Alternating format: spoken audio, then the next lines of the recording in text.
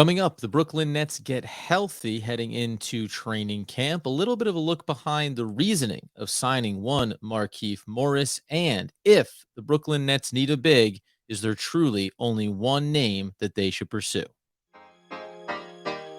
You are Locked On Nets, your daily Brooklyn Nets podcast. Part of the Locked On Podcast Network, your team every day.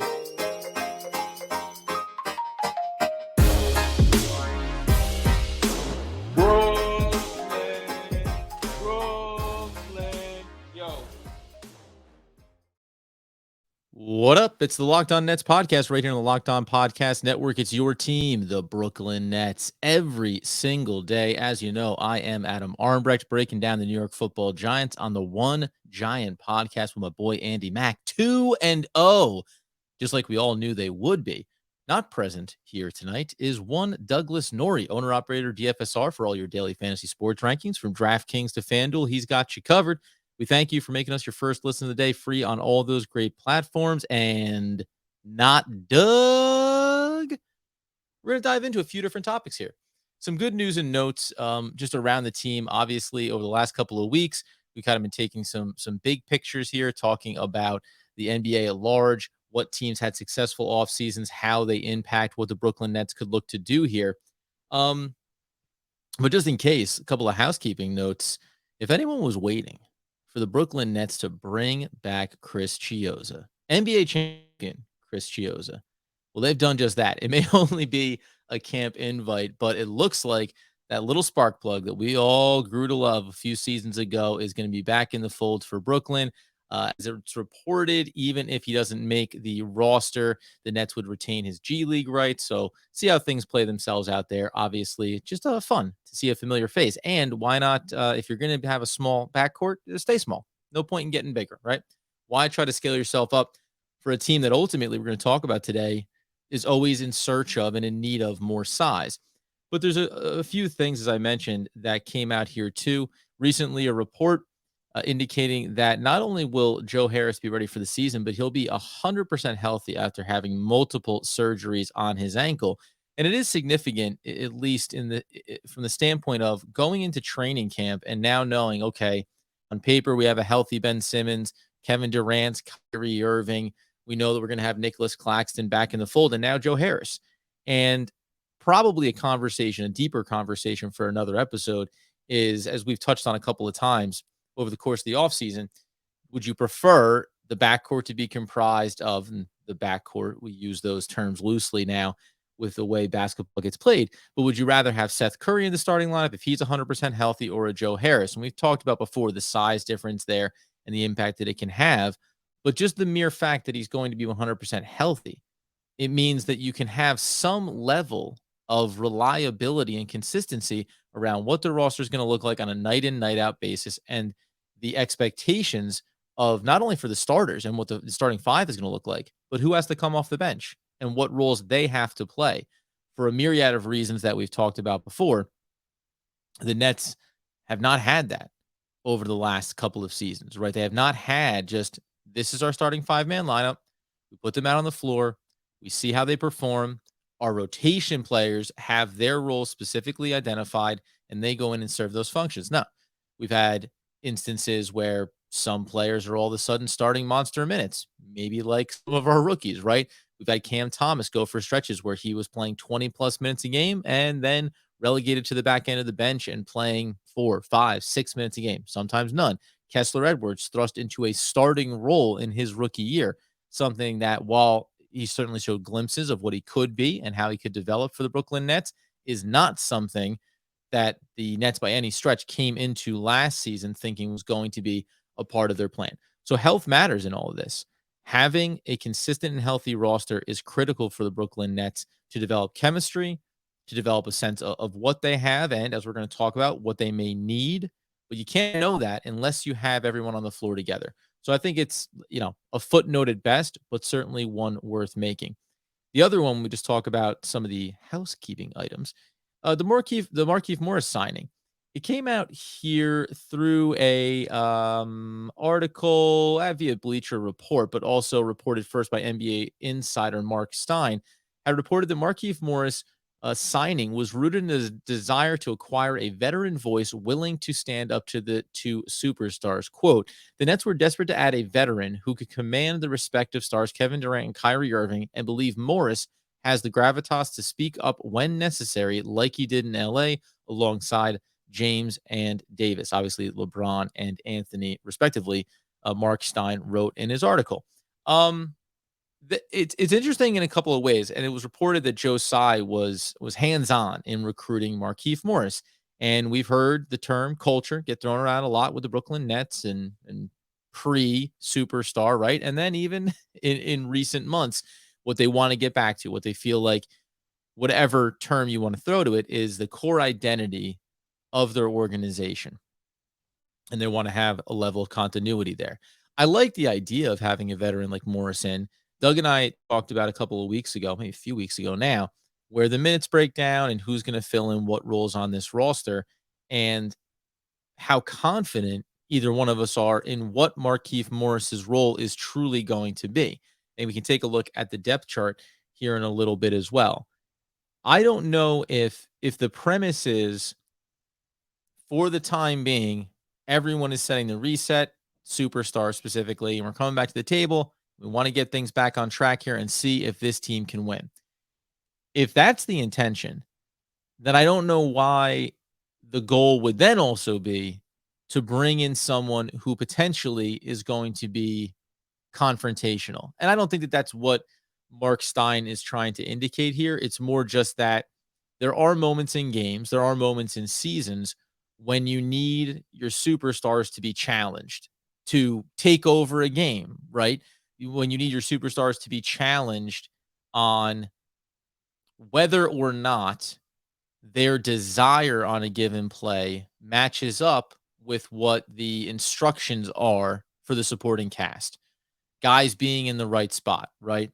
And we said this even at the time of the signing. I think having an emotional leader is important, and your superstars are always going to be the leaders of the team by the example, by the weight that they carry, by the success that your team is going to have based on how good and successful they are on the court.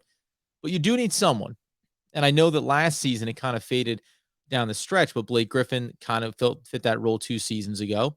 And Markieff Morris, hopefully, is capable of being a more consistent contributor without having maybe some of the drop off and without falling into, whether by play or by circumstance, into a murky role that just isn't clearly defined. It's fine if Markieff Morris is a guy that only sees, 10 minutes a game, but he's a guy that's on the bench. He's a guy that's talking to some of the younger players. He's a guy that's communicating, pointing out, teaching where they need to be. I think that Patty Mills is very much that role for the backcourt members, for the guards inside of this organization. And then if you think about some of the younger talents that are in the front court for the Brooklyn Nets, maybe Markieff Morris can be that. I don't know how significant it is or is not, but if there's any indication that Joe Tsai specifically wanted to go out and get this guy, then there's a need and a function for him inside of this locker room. And it'll be interesting to see how that unfolds. Coming up here in a second, we'll take a look at something that I know has been a big topic of conversation: the bigs on the market. I took a look at a handful of guys like DeMarcus Cousins, like I'm not going to lie to you, Dwight Howard is not on my radar, but a couple other names, and just really, I think it comes down to, again, a philosophical and fundamental question around what the Nets are, and specifically one player that fits that mold. We take a look at that next. First, though, we tell you about our friends. Oh, you know about me. I've said to you before, there's been times in my life when I found out that I own several subscriptions, possibly to the same app. I like Amazon Prime.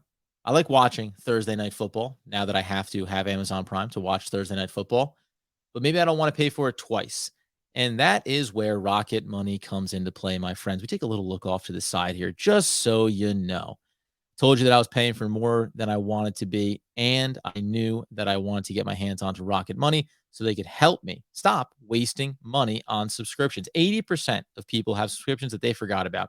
Maybe for you, it's an unused Amazon Prime account like me, Or perhaps there's one of those streaming services that you know about, Netflix, or maybe it's a Hulu or Hulu Plus or Hulu Plus Plus Plus or Prime Plus or Disney Plus Prime Plus ESPN Plus Paired Plus. We all know that there are limitless things that we're spending money on. The automated subscriptions happen and you lose track of them. Do you know how much your subscriptions really cost? Most Americans think that they spend around $80 a month on subscriptions when the actual total cost is closer to $200 or more. That's right. You could be wasting hundreds of dollars each month on subscriptions you don't even know about. Rocket Money, formerly known as Truebill. And that is why, my friends, you can cancel necessary subscriptions with Rocket Money today. You go to rocketmoney.com/locked on. Seriously, it could save you hundreds, as I said before, per year. That's rocketmoney.com/locked on.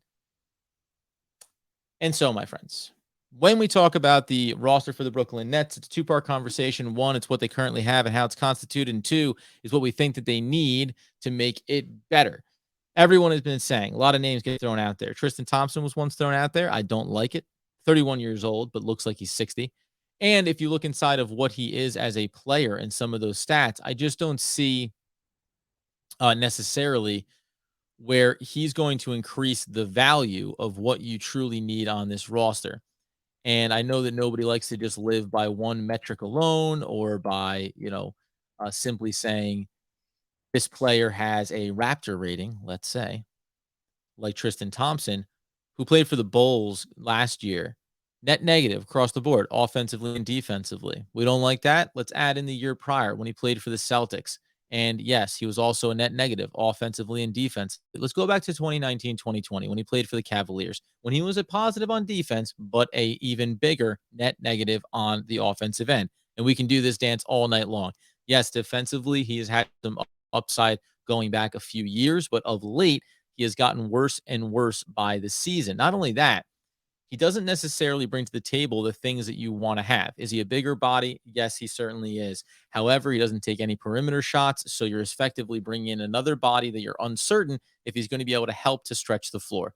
The same thing can be said about Dwight Howard. I'm not going to go into a lot of details about him other than saying I don't care for the personality, I don't care for the skill set, and I don't think that it really fits inside of this. And I think what you end up finding is you have a player on your roster who I know that he has found his way into a niche as being in a supporting role, but I don't know. He always just feels like he's one moment away from thinking that the moment is about him as opposed to being about the team or let alone just about the superstars. So I'm pretty quickly going to dismiss that.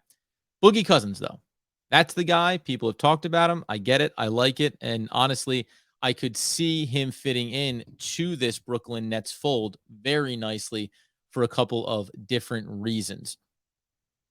We look at Boogie Cousins' stat lines here.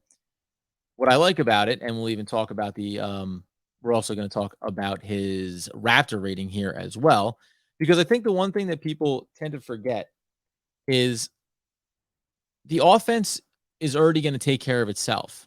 And mostly when Nets fans or NBA people in general talk about the Nets and needing someone like a Boogie Cousins or Dwight Howard, I mean, more specifically, you need the big body. You're going to have to go up against the Joel Embiids of the world or Giannis, and you need someone that can bang around. And in some ways, Nets fans seem to be obsessed with this idea that Nicolas Claxton is not going to be able to handle those assignments or just collectively work in tandem with everyone and create a cohesive unit that can be disruptive. That's to be seen, and maybe that's for another day.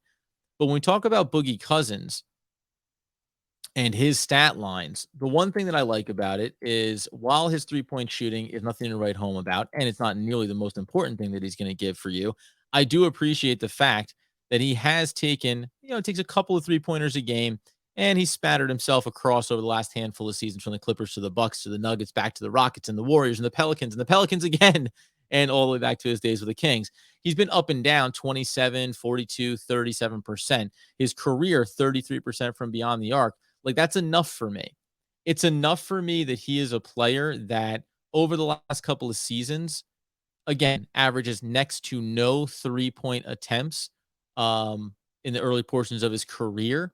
But when you get into the latter stages over these last handful of seasons, there was actually a point there when he was attempting, 2.5, 3 3-pointers per game. Now, he's only knocked down 32% last year and 27% the year prior. Actually, same season there, Denver and Milwaukee, time split between the two. But he's playing. Listen, this is a guy that's not playing more than 20 minutes in a game for you. And I think this is the specific thing to remember when we're talking about the Brooklyn Nets and what I think is going to happen for them if you bring in a guy like Boogie Cousins. I don't like Boogie Cousins is not a come in, plug him in. He's going to be playing 30 minutes a night for you, and he's going to go into the rotation. Nicolas Claxton's going to get thrown by the wayside. I think that those days are well in the rear view for Boogie Cousins.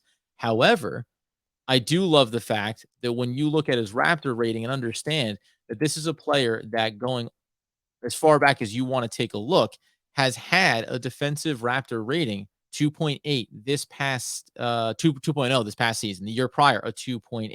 The year before that, or an 18-19, I should say, 4.7 in the positive. Now, the offensive game is a mixed bag, up and down, sometimes good, sometimes bad. But ultimately, when you think about a player that you can bring in and he's going to give you total rebounds here, again, over these last couple of seasons, when he's been averaging 14, 17, 15 minutes per game across a smattering of different teams, he still managed to give you 4 to 5 rebounds, 5, 6 rebounds a night. That's what you want. You want a player that is 6'10, 270, big boy, and can be physical. But when we talk about what he like, how we should think about him with the Brooklyn Nets, I still think the biggest question that I come to and why I like DeMarcus Cousins inside of this role and why I think that he can work for the Brooklyn Nets is that one of the problems that the Nets ran into with consistency is having a identity that translated from the starting unit to the second unit. And that when you brought in different pieces around Kevin Durant or around Kyrie Irving or around James Harden, there was still a sense of role identity. It's why with Joe Harris coming back healthy and hopefully Seth Curry being healthy as well, that's the role. Perimeter sharpshooter, different skill sets. They can do different things when they're on the court together. More size with Joe Harris, more on-ball creation with Seth Curry. But you know that you have that reliability. Perimeter supporting shooter, tongue twister, for the superstars, right? That's what matters most. When we talked about having LaMarcus Aldridge and Blake Griffin and Nicolas Claxton in that mix and everyone else coming and going inside of these rotations, it constantly came down to, well, what does, and it wasn't even about the defensive side set is by itself, right? LaMarcus Aldridge comes into play. Well, okay, he can switch a little bit, but you can't get caught up in too much. And when he gets pulled out away from the paint, obviously issues are going to ensue. Nicolas Claxton's on the floor, great switchability, right? But offensively, doesn't necessarily have a shot in his bag. Can't rely on him to be able to give you floor spacing. Going to have him be out running the floor. Oh, LaMarcus Aldridge couldn't do that. Blake Griffin could run the floor, but Blake Griffin couldn't do certain things defensively, but could set some screens offensively, something Nicolas Claxton doesn't do a great job of. Okay, now let's throw in some Day'Ron Sharpe, right? It was such a hodgepodge of expectations that it made it really hard to develop cohesive units. And I think that it matters. You don't need to have one singular style of play, but the better teams do, right? What the better teams do is they have their best version of themselves, and then they have redundancies of the best versions of themselves. And that's what I think the Brooklyn Nets want to create here. So coming up in a second, we'll take a look at where the rotation, or where at least the expectations are for the rotations right now, stand, and how DeMarcus Cousins could slot into it and create a very nice supporting system here in behind the superstars that creates reliability and versatility for guys like Ben Simmons and for a player like Nicolas Claxton. Okay. So we said at the top, the Nets have made a couple of these little offseason moves, that they're getting healthy, that they got back David Duke Jr. on the two-way contract. Kind of glad, it's one of those bittersweet things where you like the players that you think have performed well to have success and to have opportunities, and you also don't hate the fact that maybe the market isn't there for them and they come back and over the next season or two, opportunity kind of opens up for them to have a bigger role with your team. That's the hope for a guy like David Duke Jr. But when we look at the depth chart right now, let's just say for the sake of argument, Kyrie Irving, Joe Harris, Kevin Durant, Ben Simmons, and Nicolas Claxton are your starting five. In behind them, some combination variation of Patty Mills, Seth Curry, Royce O'Neal, TJ Warren, And this is where I wonder what Doug would say. I would say Day'Ron Sharpe is deserving of being in that conversation. Markieff Morris is obviously going to be there. And likewise, Cam Thomas maybe has a small role inside of this as well. But after that, I mean, you're getting down to the nitty gritty of it, right? You have your 5, you add it up to 10, you throw in a Morris and a Cam Thomas, you're already at 12. So whether or not a guy like Yuta Watanabe shows up here in camp and maybe earns himself some starting minutes, we like that. You have Alondes Williams, David Duke Jr. on the two-way contracts as well. But if you put a player like Cousins into this mix, the reason why I like it and why I like Day'Ron Sharpe still having a role for this team and a consistent role, maybe unlike when I look at Cam Thomas, I think there's some ambiguity there as it stands right now, depending on how you feel about Patty Mills and depending on how you feel about 240 available minutes. But if you put Cousins into this mix, he becomes to me the closest person on this roster to him would be like a Day'Ron Sharpe. Just has the body, has the physicality. And DeMarcus Cousins certainly has had his injury history. But someone that you think you could throw at a big assignment and give him a physical opposition. And the reason why I link him with Day'Ron Sharpe is because that's the redundancy. That's how you create these two versions of a position where you have 15 to 20 minutes, 10 to 15 minutes from each of them respectively, that you can say, go be physical on the defensive end. And Boogie Cousins has certainly shown the ability to have a perimeter shot and has often been discussed. Day'Ron Sharpe, it's believed over the life cycle of his career, is going to be capable of developing it. I think that it'll get there. And that's probably what would need to happen in order for Doug to kind of turn the corner on what Day'Ron can be beyond just being a rebound getter and someone that had an incredible high rating in that department, but he needs to be able to do it consistently, and he needs to be able to do it without fouling, right? So those are obviously big factors there. But if you have two players like that now, and players that have more than just a singular function, which is why I don't like necessarily the conversation around a Dwight Howard, and I just don't have an interest necessarily in Tristan Thompson. Because then players like Ben Simmons and like Nicolas Claxton get to do even more of what they do best. And that's on the defensive end. And these guys are not inside of the same conversation. But defensively, it's the versatility, right? So now you get to mix and match. When Ben Simmons comes off the floor, you can put in a Cousins for a spell if you want to. You can put in a Markieff Morris. You can, at least I think in my opinion, not with Nicolas Claxton on there, but you can rotate Day'Ron Sharpe into this mix. But now if you have Ben Simmons on and then you throw a Day'Ron just to be physical, it allows Ben Simmons to get out and run when we get onto the offensive end. It allows Day'Ron Sharpe just to be physical and set screens and not have to worry about any other facet of the game. Are there going to be drawbacks here when it comes to the shooting of these? We're talking about the forward center position. Yeah. But remember, all the other players that we're listing are guys like Kyrie Irving, Joe Harris, Patty Mills, Seth Curry, Kevin Durant, TJ Warren, even Royce O'Neal. Throw in some Cam Thomas if you want. They're all guys that can score. They're all guys that can shoot. So you don't need to have, it doesn't need to be a 5-man monster lineup where everyone can play every position and has every level of versatility on both ends of the floor. I think consistency is more important than necessarily full spectrum versatility. You've got guys that can be versatile defensively, and you have players that can be versatile offensively. And that's where I think a guy like Boogie Cousins can fit into this mix here. And then, depending on how it evolves, Nicolas Claxton, and I said this before, Ben Simmons being healthy elevates the value of Nicolas Claxton. If you add in a Boogie Cousins, it elevates the versatility of Nicolas Claxton. Now, at any given time, you always, even when you rotate, even when you bring guys in off the bench, you can always put Kevin Durant on the third assignment defensively if you so choose. And you create, we talk about height and size. You're probably more than enough at that point. Like, listen, we know that Day'Ron Sharpe is only listed at 6'9", but 265. So Cousins a little bit taller, maybe a little bit thicker, maybe not necessarily in quite as pristine physique. Ben Simmons, though, is a guy who's sitting there at 6'11", 240, and we know that Nicolas Claxton is 220, maybe he's going to come in this year with a little bit more weight on him. But now all of a sudden you have the balance. And this idea that like you need to go out and get a guy that's going to battle Joel Embiid.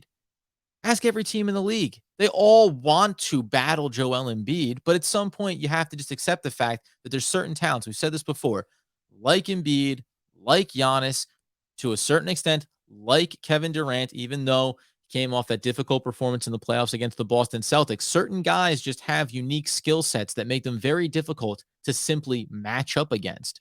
You do want to have bodies to throw at them, but that's why I think Day'Ron Sharpe becomes an innings eater. And that's why I think that a guy like Boogie Cousins could create a little bit of that extra heft for the Nets, a little bit of extra size, defensive value, which is the only thing I think you want to add more of to this roster right now, and maybe a little bit more balance. Nobody else gets a look. Nobody else gets a look for me. I'm sure, listen, there's going to be other guys out there that you could talk about. But I hesitate on this idea of bringing in big bodies for the sake of having big bodies, because you only need to look back at the past couple of years and see how that can fall down. Marcus Aldridge had the health issues, etc. But what he could do for you on one end of the floor was limited by what he could do on the other. Blake Griffin, loved it. But it was a very finite, area of work that he could do for you. And it didn't offer a level of consistency. It's why the offense stagnated, even beyond play calling or coaching or scheme or personal preference or a lack of consistency around the superstars that were available. It stagnates because only so many players could do so many things. And ultimately you end up with a lot of, hey, you take it, figure it out. Because I don't have that ability, right? Once Blake Griffin's three-point shooting went away from the year prior, where he was knocking out a handful of shots from the outside, and you thought, okay, this little weird bunny hop of a look is getting the job done great. Once that faded the following season, all of the other warts got exposed.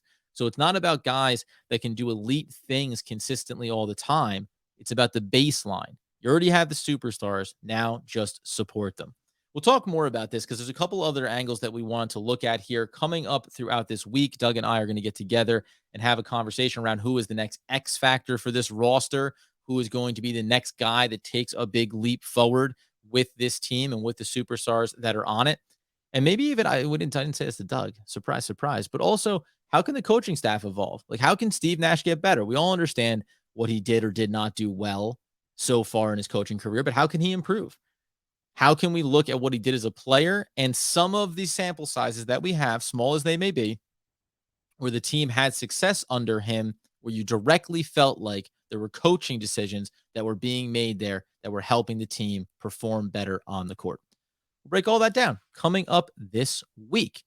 In the meantime, you follow us over on YouTube, subscribe, you see the channel, you get in the comments. Doug would love to tell you, we love the comments. We love seeing that people are continuing to subscribe and we're building it. I think Doug has his eyes on 3,000. That's the number that he has stuck in his mind. Let's help him get there. He's like a dog with a bone. Singular track. We got to get him to 3,000 or he will never let up. So help me, help him, help us. And of course, get the podcast where those needs fulfilled. No quote. When we don't have Doug here, there is no quote short of saying, I miss my friend and I can't wait until he's back here so we can keep talking all things Brooklyn Nets basketball.